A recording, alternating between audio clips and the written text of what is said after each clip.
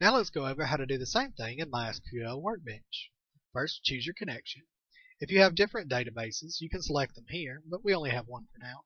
Remember, this is just a warning about a version difference. Over here, you can see that we already have the person database we created earlier. Now I'm going to create a new one by right-clicking and clicking Create Schema. Because this is a desktop application, it allows us to do things like right-click, which we couldn't in PHPMyAdmin. We're going to give it a name. Since we already have person, we'll back up a step and we'll call this one Customers. Oops.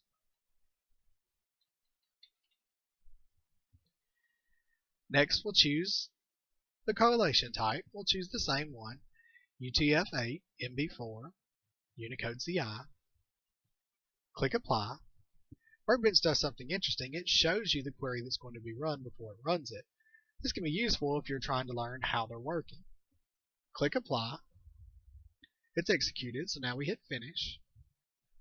And now you can see over here that we have a customer database. If I double click it, I can go up here and click Create New Table, and that'll give us our form.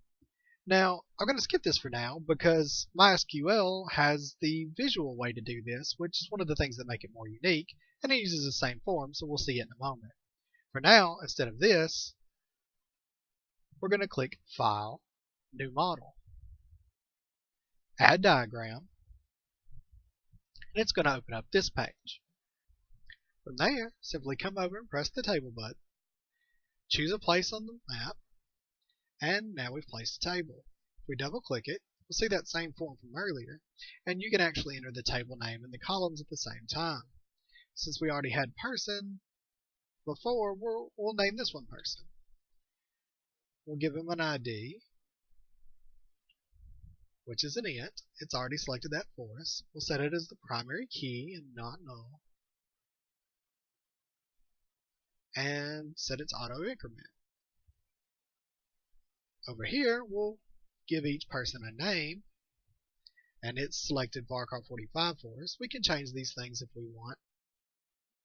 Each person, if they're a customer, is also going to have something they bought, so we'll say purchase. That should do for now. So if I get out of here, you can see that we have a representation of a table with 3 columns in it. Next, we're going to create one from a template. It has a few already loaded, and this will just save us some time. Now I'm going to go ahead and add a primary key since it doesn't have one.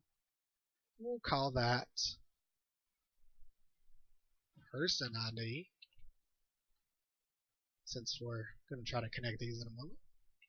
We'll set it as an int, primary key, non-null, and auto-incrementing. Now we have these two tables, and it can actually help us visually connect them. And the more tables you have, the easier it'll be to see how things connect if we do it this way. Also, it has a very handy feature of if you select down here and you select 2 tables, it'll automatically create a table that has the things they have in common in it. In this case, it has the ID from person and the person ID from user copy 1. These are called helper tables and can help you make your queries a little bit easier to use. Now that we have some tables, let's save them. You come over here to File, click Save Model. You can locate it anywhere you want. I'm just going to call this Model 1 for now. Click Save. Now that it's saved, we can come up here to Database, Forward Engineer. All this stuff will just stay the same. And it should be processing. If everything goes well, those are checked. We close it. And now, when we go back to look at our customers table, we can expand tables and see that we now have person has user, and user tables. All 3 of them were automatically created for us. And if we expand, we can see that inside there are columns for ID, name, and purchase. Well, that's how to make databases, tables, and columns in PHPMySQL.